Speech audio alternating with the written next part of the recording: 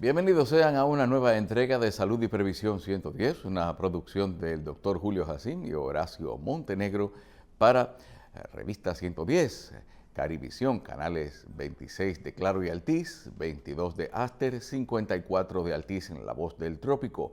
Igualmente para nuestros canales digitales, Revista 110.online, nuestra página de internet, y además también las cuentas de Facebook de Revista 110, por donde usted encuentra la transmisión habitual de este espacio. Gracias por estar con nosotros. En esta ocasión les tendremos, como siempre, a una interesante invitada en este momento a tratar un tema de mucha importancia para nuestra teleaudiencia.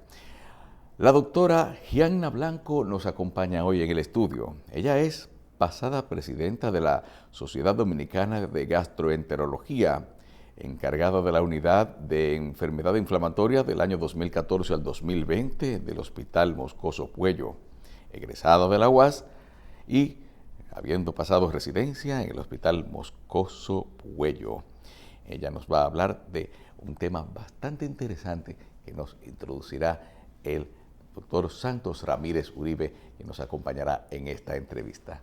Saludos, doctora, gracias por estar aquí. Sí. Doctor Ramírez, bienvenido. Saludos, Carlos. Sobre todo, dar también nuestro saludo a nuestro hermano Horacio. Horacio Montenegro, que desde Chile siempre está con nosotros. Sí. Así que hoy tenemos un plato fuerte. Vamos a hablar de una afección muy cotidiana y que la gente realmente camina con ella. Muchas veces no se da cuenta, Ay, ¿no? Sí, caramba, mucha gente la tiene. ¿Y quién más? Y que la doctora Gianna Blanco, una gastroenteróloga conocida de mucha data, mucho tiempo. Tengo el honor de ser su amigo, de compartir también parte de su ejercicio médico, porque ella nos dijo aquí que también ella dirige la unidad de gastroenterología, primero de lo que fue la clínica San Rafael, y ahora también dirige la unidad de COSIT, que es una unidad de cirugía bariátrica. Pues tenemos el honor de tenerla en el día de hoy y vamos a este problema de salud. Sí. Tanto, vamos a hablar de él. Vamos a hablar, señoras y señores, de Helicobacter pylori, ese padecimiento que a veces uno llega a creer como que es algo que reside dentro de uno permanentemente, o no sé si entra en algún momento después del nacimiento y se queda con nosotros, a veces controlado, a veces latente, pero realmente, doctora Gianna, ¿el Helicobacter puede llegar a eliminarse totalmente? Contéstenos esta pregunta y primeramente también, volviendo a darle las gracias, háblenos de cómo se origina el padecimiento. Sí, realmente la importancia del Helicobacter es porque está asociado a la gastritis y a la enfermedad ulceropéctica como un agente causal. Entonces, ¿Causal? Sí, como un agente causal. Esa pregunta me la hacían a mí cuando yo estudié medicina y me quemaba. No había bacteria asociada a la úlcera péptica, se creía en ese momento. Entonces, realmente el Helicobacter vive con nosotros desde la niñez. Ustedes saben que se transmite por el agua contaminada, se guarda en la saliva, en el sarro de los dientes y con las personas que compartimos objetos, utensilios o relaciones íntimas orales, besos, se puede transmitir de una persona a otra. Por eso es importante cuando estamos manejando la situación, conversar con el paciente y pedirle que a su pareja se le haga la prueba para valorar si está contaminado o no. Por eso es tan importante lo que decíamos antes de entrar al programa, de diagnosticar a la pareja también para ver. Sí, eso es importante. Y también es importante, y es algo que yo le señalo a mis pacientes, el asunto del agua que utilizan para cepillarse los dientes. Todos abrimos el grifo, tomamos el agua y nos cepillamos. Pero nosotros sabemos que en nuestra sociedad tenemos cisterna, tenemos tinaco y no siempre están en la mejor condición higiénica posible. Y por esa vía podemos tener el Helicobacter sencillamente abriendo el grifo y cepillándonos los dientes. Pero además de esto, algunos alimentos pueden fomentar vamos a decir, la sobrepoblación de esa bacteria dentro de uno. Pueden causar la presencia. Sí, es importante señalar que la transmisión del Helicobacter es fecal oral. Es decir, el Helicobacter uno lo ingiere, se elimina por las heces, inclusive de las pruebas más importantes que hacemos es el Helicobacter pylori en heces fecales. Sí. Entonces uno se recontamina por cualquier situación. Recordemos la forma de vivir de muchos de nuestros campesinos, siembran su hortaliza, pero excretan cerca de ella. Y ahí viene la contaminación de otras enfermedades, de parásitos y también del Helicobacter pylori. Las ensaladas crudas que no han sido bien lavadas pueden contaminarnos con la infección del Helicobacter. Bueno, hay pacientes que generalmente tienen Helicobacter y no lo saben. Entonces, sería interesante, Yana, saber cuáles son las manifestaciones clínicas que nosotros podríamos tener para nosotros comenzar a detectar que ese paciente padece de esta enfermedad. Sí, como hablé al principio, vemos que la enfermedad ulceropéctica y la gastritis están proporcionadas y ocasionadas por el Helicobacter. Los síntomas vienen siendo similares: dolor de estómago, acidez, reflujo, sensación de llenura, distensión, flatulencia, la misma sintomatología que tiene la enfermedad ulceropéctica. ¿Cuáles son, podríamos nosotros, Carlos, hoy y en esta parte importante de este tema, cuáles enfermedades podían también estar asociadas al Helicobacter pylori desde el punto de vista de ustedes como gastroenterólogos? Sí. O sea, ¿qué otras enfermedades podía producir el Helicobacter pylori fuera de esas manifestaciones clínicas que hoy nosotros estamos manifestando? Sí, yo te comentaba que hay investigaciones que en la placa de ateroma de los pacientes con enfermedad coronaria, en un 41% se ha encontrado Helicobacter pylori asociada.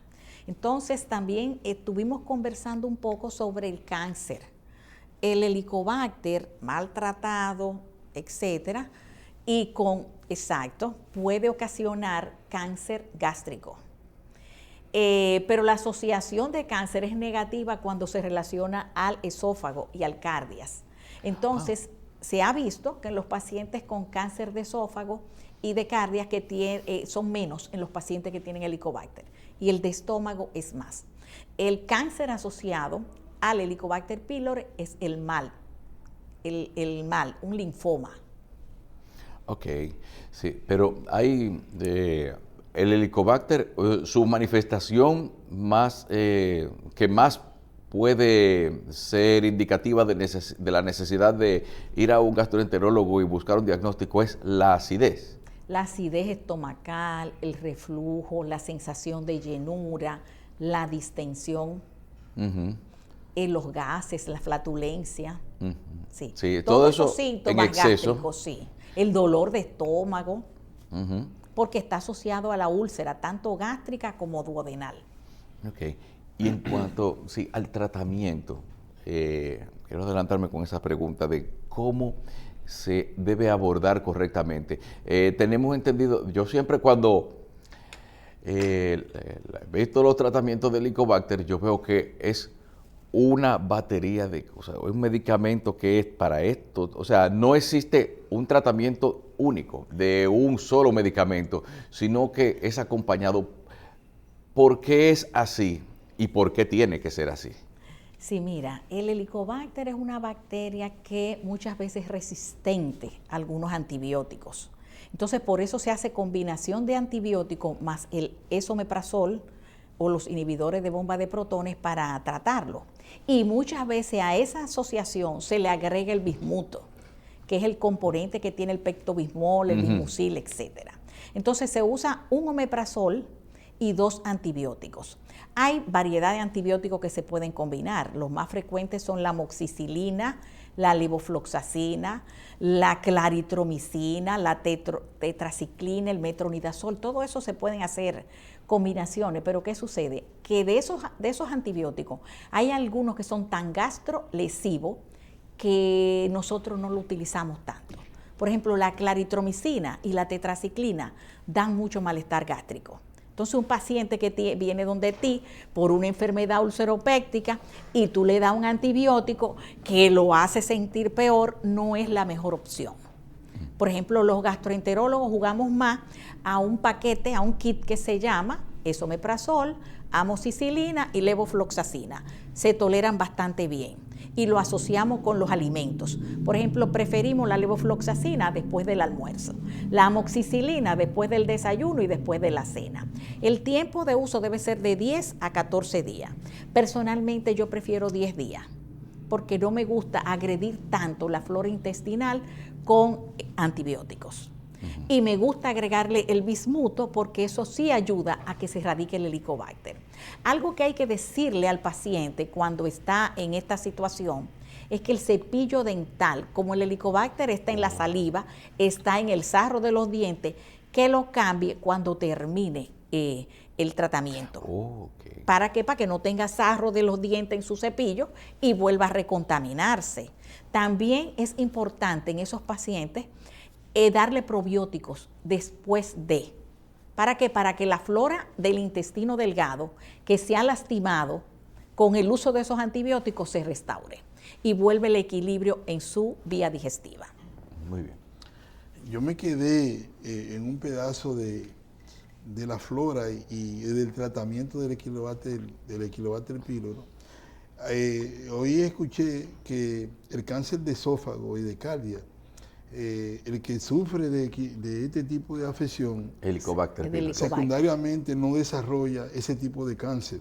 O lo desarrolla menos. Se ha visto esa asociación. O sea, se hizo un estudio que se ha hecho. Se han hecho investigaciones donde se ha observado que los pacientes con Helicobacter pylori tienen menos cáncer de esófago y menos cáncer de cardias. Pero en el mundo, en los últimos años, la incidencia de cáncer de estómago ha disminuido.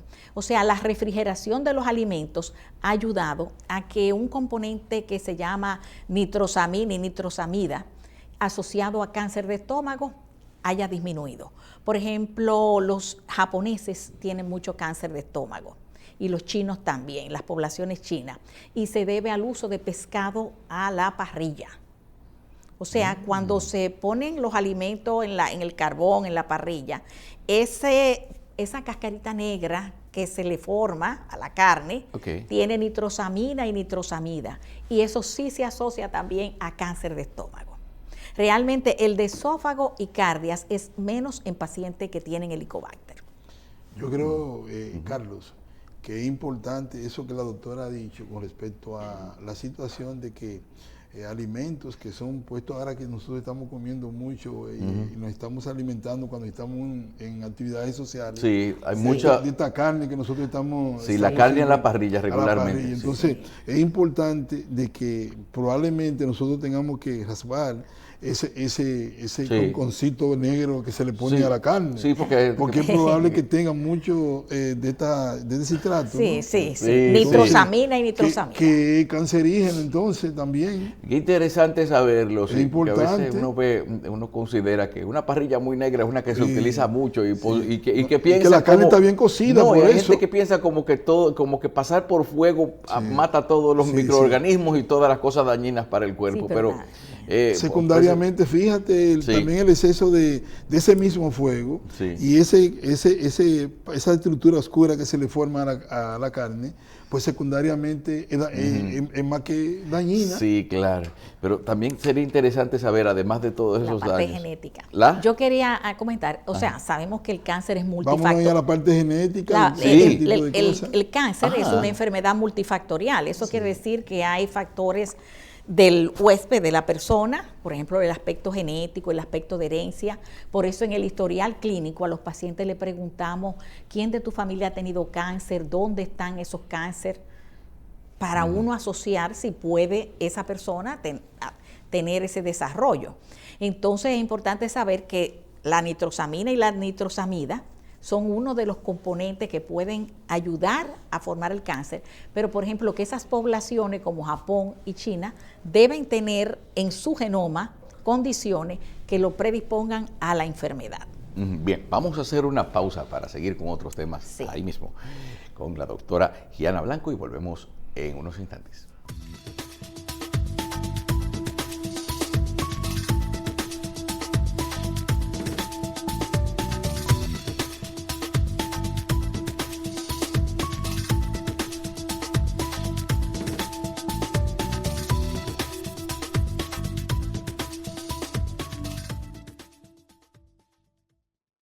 Tú sabes cuánto te cubre tu ARL todo el tiempo. Tu seguro laboral te cubre un 100%. Si un accidente en tu trabajo te viene a dañar el momento, tu seguro laboral te cubre un 100%. Si te chocan de camino a tu trabajo, oye esto, tu seguro laboral te cubre un 100%. Si te enfermas en tu trabajo, apréndete este mandamiento, tu seguro laboral te cubre un 100%. Señores, no es relajando, ustedes escucharon bien. En el trayecto a tu trabajo te cubrimos también. ¿Y quién paga ese seguro? Eso lo tiene toda la gente y lo paga tu empleador, o mejor dicho, tu jefe. Y yo sin pagar ni un peso, ¿cómo es que eso se mueve? Asegúrate que tu empresa esté afiliada a ARL. Tu salud 100%. Así cualquier es fotogénico, tu ARL te cubre todos tus gastos médicos. Y que esa ARL, ya te lo dijimos claro, es el seguro que te cubre por lo que pasa en tu trabajo. 100% real, 100 te cubre tu ARL. ¿Tú sabías? Pues ve y dile a la gente que tú quieres. 100% real, 100 te cubre tu ARL. ¿Tú sabías? Pues ve y dile a la gente que tú quieres.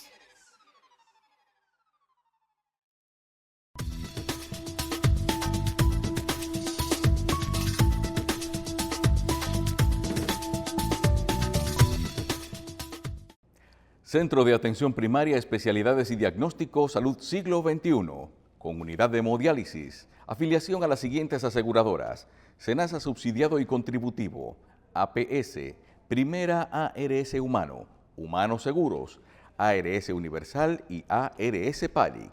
Estamos ubicados en la carretera Las Palmas número 116, Plaza Anabel I en Herrera, Santo Domingo Oeste, 809-544-0909.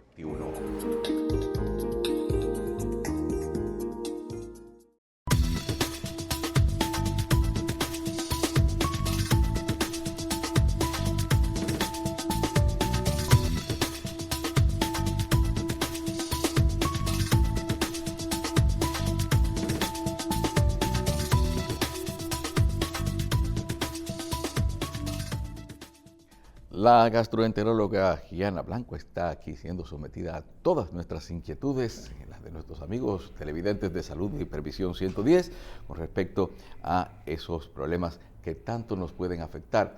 Y también es bueno hablar sobre la predisposición que pudieran tener algunas personas con respecto a los problemas tantos como el Helicobacter pylori y otras enfermedades. Entonces, ¿hay algún tipo de personas que pudieran decirse que deberían, con predisposiciones o con cualidades que le pueden hacer más proclives a tener esas enfermedades? Sí, sí. Hay, por ejemplo, las personas que comen mal. Eso es algo que hay que orientar. Los que comen mal. Comen mal, sí. ¿Qué te quiero decir con eso? Hay personas que obvian el desayuno. Y el desayuno es una de las comidas más importantes. ¿Por qué?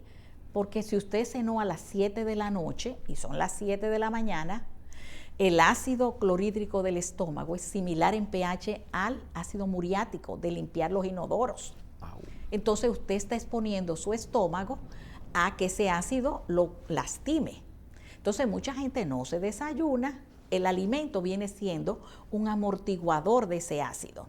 Entonces 7 de la noche, 7 de la mañana, 12 del mediodía, hay 17 horas ese ácido lastimando su estómago. Entonces esa orientación es importante, que la persona que tiene problemas de índole gástrico debe desayunar, comer y cenar con regularidad en un horario fijo. Y aparte de eso, comer alimentos frescos, no alimentos recalentados del día anterior, porque tienen cierto grado de descomposición. Ok, es muy importante esto que usted dice con respecto a comer los alimentos frescos. Es decir, la comida recalentada, es que aquí tenemos un asunto que por la dinámica de vida que lleva mucha gente tiene que estar recalentando comida y a veces no sabe si lo que le están sirviendo en un sitio es algo que ha sido recalentado o que tiene algo entonces. O sea, no solamente la refrigeración dentro de lo que es su consulta. Usted encuentra muchos pacientes que por el estilo de vida en que llevan, tanto lo que comen como los horarios inciden en lo que les está afectando. Sí. Por ejemplo, es lo que te digo. Si desde las 7 de la noche hasta las 7 de la mañana son 12 horas, a las 12 del día son 17 horas sin comer nada. Pero yo digo también la persona que dice, estoy ocupado ahora, aunque tengo hambre lo voy a dejar para ahorita. Yo considero que debe tener la gente un horario, una disciplina. Fijo, el horario fijo para comer. Una disciplina. El organismo es cuestión de disciplina. 1 hora para comer, 1 hora para dormir, otra hora para estar activo. Si usted no se desayuna, recuérdese que el oxígeno, el cerebro necesita glucosa. Entonces usted se va a sentir medio mareado, débil en el trabajo, flojo. Claro. ¿Por qué? Porque usted no ingirió nada. Y entonces son las personas que ya a media mañana se sienten incapaces de seguir laborando y no dan el rendimiento adecuado. Hay que desayunar aunque sea una fruta. Sí. Una taza, el que le guste la leche y la tolere bien, una taza de leche. Pero algo hay que comer. Claro. Y hay una situación, y es que cuando usted está acostumbrado a comer a un horario, siempre el estómago le va, por eso que dicen que tienen como si fuera un circadiano, o sea, el estómago te avisa. Y cuando tú no has ingerido nada, entonces ese ácido clorhídrico es el que va en el momento en que tú tienes que ingerir. Y si no encuentra nada, las paredes del estómago son las que van sufriendo. Por eso es que yo digo que el reloj biológico funciona. Sí. Y a veces hay ciertos órganos que tienen su propio reloj. A mí me parece que viene siendo así. Yo quise interpretarla a sí, la doctora claro. en esa parte. Entonces, lo que tenemos siempre que evitar, y por eso se habla, y nos gustaría a nosotros, ya en ese orden, cuál sería la forma, no solamente de que tú te disciplines comiendo a la hora que debe comer, sino se habla que incluso entre una comida y otra se debe tomar fruta o comer merienda, cosa de mantener siempre una dinámica donde el estómago siente rechazo siempre de ese ácido clorhídrico para que no produzca gastritis, produzca una úlcera, etcétera, etcétera. ¿Cuál sería más o menos la dinámica de alimentación que podría tener una persona para evitar estas cosas? Sí, las personas deben desayunar, almorzar y cenar, pero hay algo importante, que es que con el ritmo que estamos llevando, muchas veces la gente está almorzando, tiene el celular, tiene la computadora, recibe una llamada, tiene una reunión de negocios donde se hablan temas estresantes. ¿Qué usted cree que va a pasar con esa digestión? No va a ser una buena digestión. O sea, no es un buen momento. Entonces, por eso el proceso digestivo, la sangre que debe ir al estómago, se va al cerebro y prácticamente tiene una indigestión. El paciente siente, la comida me cae pesada, tardo mucho en digerirla, pero usted no se relajó para que ese proceso fuera sano. Y eso es algo que mucha gente no lo lleva, que quieren trabajar, resolver y comer. La vida moderna ha impuesto esas cosas, pero son cosas que le hacen daño al organismo. Sí, y la siesta que algunas personas toman. Bueno, después de comer.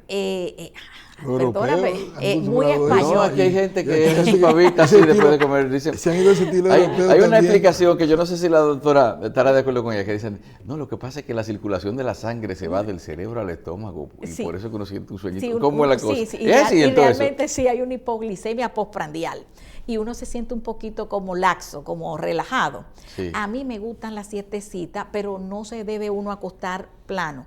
Tiene que elevar la cabecera porque eso induce a reflujo, el estar en posición plana y a que la digestión también sea lenta. O sea, lo ideal es reclinarse en uno de esos sofás reclinables y ahí dormir una pavita de 20 o 30 minutos. Realmente yo encuentro que el organismo se recupera muchísimo. Sí, no, claro. No, y a propósito de eso, ¿cuál es la recomendación suya para las personas que cenan cerca de la hora de acostarse? No, eso es fatal por muchos motivos. Primero porque cuando usted se acuesta, entonces el esfínter esofágico se relaja un poquito y el contenido gástrico sube hacia arriba y quema el esófago. Okay. A veces llega a la garganta y a veces lastima hasta los dientes. Hasta la nariz llega. Hasta la nariz. O sea, eso es fatal. Y además, uno cuando come y camina un poquito, por gravedad el alimento sigue su curso normal. Okay. Las personas que se acuestan, entonces van a engordar mucho, porque ese alimento no va a procesarse, no va a caminar tan rápido en la vía digestiva, ¿y qué va a hacer? Se va a absorber todo su contenido. O sea, es algo mal, muy malo. Ok, Muy entonces malo para el debería ser por lo paciente. menos, la cena debería ser 3 horas antes. 3 horas antes de irse a la cama. 3 horas antes es lo correcto, para Ok. evitar reflujo. Cenar como a las 6 de la tarde, como O a las 6 o a como las hacían 7 en los y campos allá. acostarse a las 11, sí. Ah, qué bien. Sí. Y también otra cosa. Usted habla de la importancia de un buen desayuno, pero ahora se está promoviendo un ayuno intermitente. Y no sé cuántos pacientes tendrá usted de gente que creyendo que se está haciendo un bien a su salud, lo que se está haciendo un mal. Si es un mal realmente, Sí. explíquenos eso. Mira, realmente mucha gente ha rebajado de peso. Realmente el ayuno intermitente es para bajar de peso. Sí. Pero personas que tienen ya enfermedad ulceropéctica, gastritis, helicobacter, no creo que es una recomendación ni una aptitud saludable. ¿Por qué? Por lo que te expliqué de que ese ácido, lastimando esas paredes por tanto tiempo, después viene y se exacerba los síntomas de la gastritis. Nadie debería meterse en un ayuno de eso o un régimen alimenticio y además sin una consulta. Deben consultarlo con su médico. Sí. Deben consultarlo con su gastroenterólogo a ver si en su situación personal eso es prudente. Ujú. Bien, doctor. Yana, ahí se tocó una parte importante y es que hay personas que generalmente, o habemos, ¿no? Personas que generalmente van a la cama, comen y esto le va provocando con el tiempo un reflujo, pero también esto de ir forzando siempre este esfínter, se habla también de las hernias hiatales que hay a ese nivel. Se habla también para evitar esto que las personas deben ir de 3 a 4 horas a la cama, pero hay personas que son un desorden, comen a todas las horas, en la noche también. ¿Qué pasa con esas personas que generalmente se levantan toda la noche varias veces a también ingerir? Aquí están predispuestos en este caso. Sí, realmente esos son malos hábitos. Se supone que si ya uno se retiró a la cama, debe ser para dormir y para descansar, un sueño corrido. Si la persona también se levanta a comer, va a inducir a obesidad. Y mucha gente lo que le gusta es sentarse en su cama con una bandeja y con el televisor a cenar, quedarse ahí, después quedarse durmiendo. Yo pienso que eso no es saludable. No es saludable, es importante cenar temprano y esperar su tiempo para irse a la cama. Porque las consecuencias, sobre todo de la obesidad, es que después la misma obesidad aumenta el reflujo. Porque debajo de la pared abdominal tenemos una capa, el que haya visto matar a animales se va a dar cuenta, o una cirugía, que cuando se rompe la pared, ¿verdad? Debajo hay una capa grandísima de grasa. Y mientras más obeso uno está, el salvavidas que se deposita aquí de grasa se hace más grande. Entonces, esa misma capa de grasa comprime el estómago y aumenta el reflujo. Aparte de que Por eso los obesos tienen reflujo con más frecuencia que las personas normales. Lo que pasa es que también se habla del diámetro abdominal. Se plantea que 88 debe ser en mujeres y 102 en el hombre. Esa masa abdominal que se va aglomerando, no solamente va estrangulando la forma en que plantea la doctora, sino también que se va aumentando la capacidad de tener enfermedades coronarias secundariamente. Y también hígado graso. El hígado graso, que en los últimos tiempos, los trasplantes de hígado, es bueno que también lleguemos ahí a hablar, que se han dado trasplantes de hígado más por un problema de grasa, de hígado graso últimamente, es que se están haciendo, que por una enfermedad per se. Sí, realmente el hígado graso severo predispone a fibrosis del hígado y después hasta cirrosis. Ay, Dios mío. Se va cambiando la estructura. Sí. También hay otra cosa. He visto casos de personas que viven tomando suplementos alimenticios para prevenir esto, para prevenir aquello. El exceso de ingesta de pastillas de cualquier índole, también, ¿cómo lo tolera el estómago? Bueno, el estómago se resiente mucho. Yo pienso que hay que ser organizado, que hay que ser metódico y que hay que conversar con su médico lo que le conviene y no lo que no le conviene.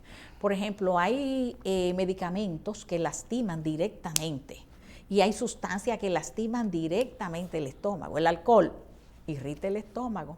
El café aumenta la secreción de ácido clorhídrico. Es un secretagogo. Es buenísimo porque protege el hígado, pero con el estómago lo lastima. Okay. El café lastima. Sí. Y por ejemplo, aspirina, diclofenac, Advil, ibuprofen, meloxicam, todo lo que son antiinflamatorios no esteroideas, irritan la mucosa gástrica. ¿Por qué los productos a base de harina en un momento pueden producir tanta acidez también? Sí, mira, hay muchas personas que son intolerantes. Tú sabes que la harina tiene gluten, al gluten, y no lo saben. Entonces, inclusive hay alergias alimentarias al gluten. Ajá. Y todo eso tiene que ver. Y muchas veces las harinas vienen fritas, que sí. También es empanada, vienen con grasa. La pizza tarde de la noche. Pizza con mucha grasa. Entonces, lo que estamos comiendo de verdad es bastante lesivo para la salud. La persona que se desayuna con una fritura o con una empanada, algo que ha pasado por un aceite hirviendo. Sí. Inclusive la calidad del aceite con que se hace la fritura, sabemos que no es la mejor. Ay, Dios mío. Bueno, vamos a hacer otra pausa. Se pone buena la conversación, volvemos de unos instantes.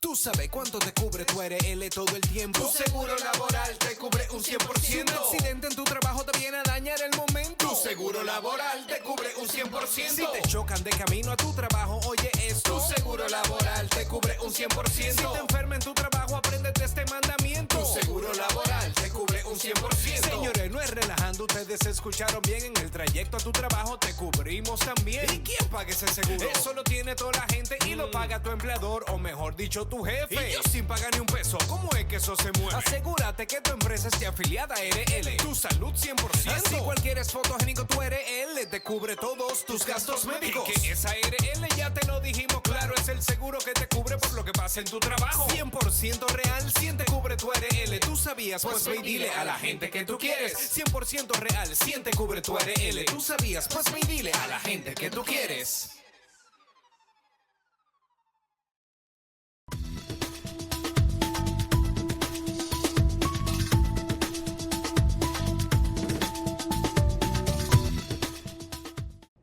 Centro de Atención Primaria, Especialidades y Diagnóstico, Salud Siglo XXI, con unidad de hemodiálisis, afiliación a las siguientes aseguradoras: SENASA subsidiado y contributivo, APS, Primera ARS Humano, Humano Seguros, ARS Universal y ARS Palic. Estamos ubicados en la carretera Las Palmas número 116, Plaza Anabel I en Herrera, Santo Domingo Oeste. 809-544-0909.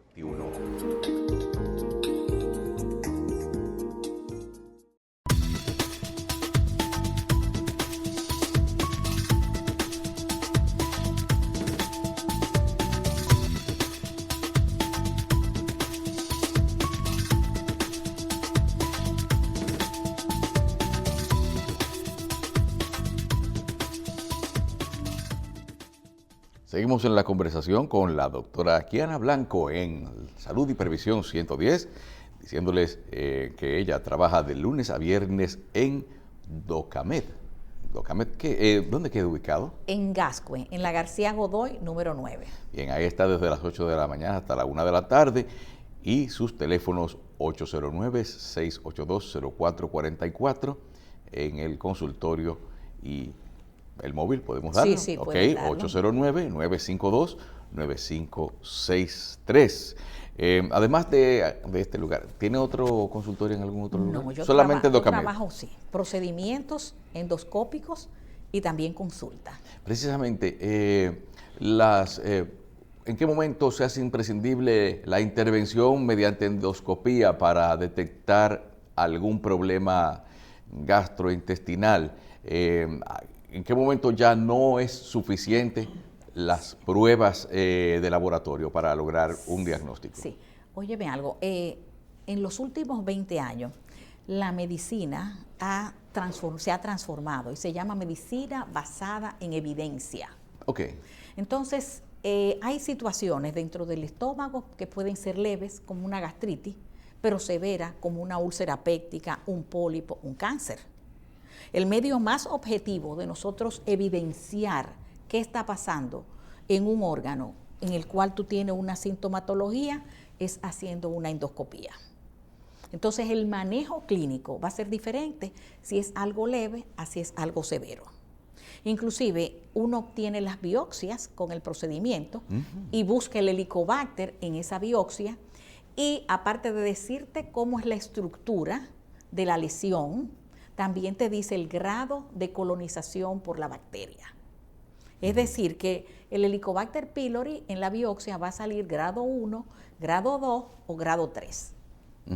Y también hay algo que regularmente se detecta mediante la endoscopía, que es la esofagitis. Entonces, la esofagitis, sí. ¿Qué la produce? ¿Eso puede ser una consecuencia de los reflujos o hay alguna otra causa que le puede...? No, generalmente la esofagitis es consecuencia del reflujo de ácido hacia el esófago, de darse las harturas a las 11 de la noche y acostarse inmediatamente. Sí. Entonces todo ese ácido que debe ir a ese proceso digestivo sube y quema el esófago. Sí. Sí, por eso es el alcohol también. El alcohol. Sí, quema. Sí, lo que pasa es que hay mucha gente que le da la esofagitis y el dolor se le confunde con... Infarto. O sea, puede creer que es un infarto o un problema de los pulmones o y hasta un problema de los de bronquitis puede ser, pero realmente termina siendo un problema doctor, sí. Termina siendo un problema del esófago. Sí, sí. Bueno, pues nosotros estamos hablando hoy de un tema tan importante, tan apasionante, que fíjate que la doctora ha sido una interlocutora con nosotros. Pero es que el sistema digestivo es uno de los sistemas más activos en toda la actividad del organismo. Pero realmente hemos hablado de este agente, un agente agresivo, silente si se quiere, que sus manifestaciones en su momento determinado pueden confundirse con una gastritis. Podemos decir nosotros entonces que en esta batería de tratamiento que ya hemos planteado, ¿el Helicobacter se cura, doctora Yana Blanco? Sí, el Helicobacter pylori se cura. ¿Se cura o se controla? Se cura, se puede curar. Se puede curar, pero hay que llevar los pasos necesarios. O sea, primero, el primer paso es darle el tratamiento básico, como yo le dije, omeprazol, amoxicilina, levofloxacina y quizás agregarle bismuto, ¿verdad? Entonces, a la semana, después de terminar ese tratamiento, hacerse la prueba, recuérdese de botar el cepillo. Botar el cepillo de dientes viejo. Y de haberle hecho la prueba a su pareja. Y si está positiva, tratarse los dos juntos. Y ahí ya estamos más controlados. Entonces, si da el Helicobacter después que le hacen la prueba en heces positivo, hay que dar un segundo tratamiento. Y si eso fracasa, hay que hacer el cultivo de Helicobacter pylori. Que hay pacientes que recurren con Helicobacter y es porque muchas de esas bacterias son resistentes a antibióticos. Cuando hacemos cultivo, tenemos un antibiograma, que es un examen que le dice a uno a qué germen es sensible esa bacteria. Ok. Sí. Pero para hacer ese cultivo hay que suspender todos los antibióticos y todo el omeprazol por lo menos durante un mes. Para que la respuesta de ese cultivo sea fidedigna. Pero entonces es importante aquí, porque oye, ¿qué sucede? Hay un elemento principal. Tú adquieres la enfermedad y secundariamente también tu esposa, porque tú tienes enfermedad de transmisión también. Entonces, forma de transmisión. Entonces hay gente que vienen y se curan, se dan ese tratamiento y todo, y están curados. Pero ¿qué sucede? Que se quedó la compañera, se quedó la esposa. Entonces, en todo esto tenemos que tener presente el esposo, la esposa, pero también el entorno con respecto a dónde te cepilla, con qué agua te cepilla, porque podría volver de manera a hacer un círculo vicioso y en un tiempo indeterminado. No necesariamente tenga que ser porque la bacteria hace resistencia al tratamiento, sino porque usted se volvió a recontaminar. ¿Me entiende? Sí. ¿Eso sería así, Yana? Sí, yo estoy de acuerdo con usted, doctor Santos, estoy muy de acuerdo. Inclusive, realmente ustedes saben que el agua que tenemos no es tan potable y se han hecho estudios y análisis de aguas de casa y eso, y se ha evidenciado problemas. Y además que nosotros como propietarios de vivienda, muchas veces las cisternas y los tinacos no lo lavamos con la frecuencia que necesitan. Entonces hay mucho riesgo al respecto. Inclusive las personas que vienen del extranjero, donde quizás el agua tenga un poquito más de control, vienen al país y ya vienen y tienen problemas gastrointestinales. Muchas veces diarrea por ameba y otras veces los síntomas con el helicobacter. Que pudo venir de alimentos, pudo venir del agua. Y eso hay que tenerlo en cuenta. Tomar en cuenta todo esto. Las recomendaciones que usted puede hacerle a una persona para tratarse el helicobacter o para evitar ser afectado por él. Sí. ¿El agua? Primero, la parte de la higiene. Mira, muchas personas no tienen el detalle de lavarse las manos cuando van a comer y después de ir al baño. Y eso es básico, hay que lavarse las manos, porque como el método fecal oral, usted tiene que lavarse bien sus manos después que usted va al baño.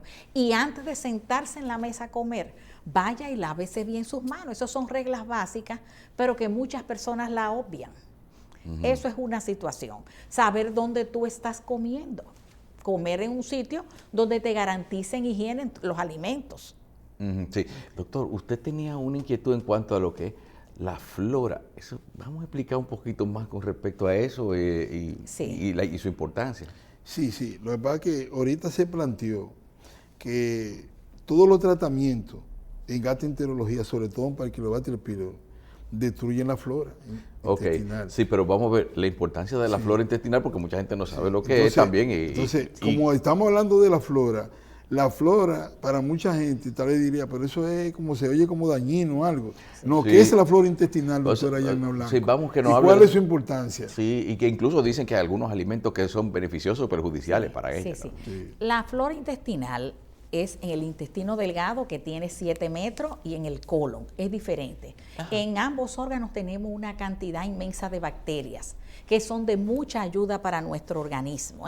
Sí. Es posible que nosotros tengamos más bacterias de flora intestinal que células en nuestro cuerpo. Ellos son los dueños del cuerpo de nosotros.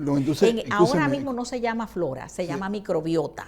Escúcheme, Blanco. Entonces estamos hablando que el intestino tiene, Carlos, bacterias que son saprófitas, o sea que son de ahí y son normales. Y son buenas. Son bacterias. Que porque sean bacterias no es que sean malas. No que sean malas, entonces. Eso es más o menos lo que queremos explicar, esa es la idea. Hay muchas bacterias tanto en el colon como en el intestino delgado y son beneficiosas para la salud, pero hay otras que ya no son tan beneficiosas. Entonces el equilibrio entre unas y otras es lo que hace el bienestar. En el momento actual, eso es un tema para los gastroenterólogos de mucha pasión, porque ¿con qué se relaciona esa microbiota?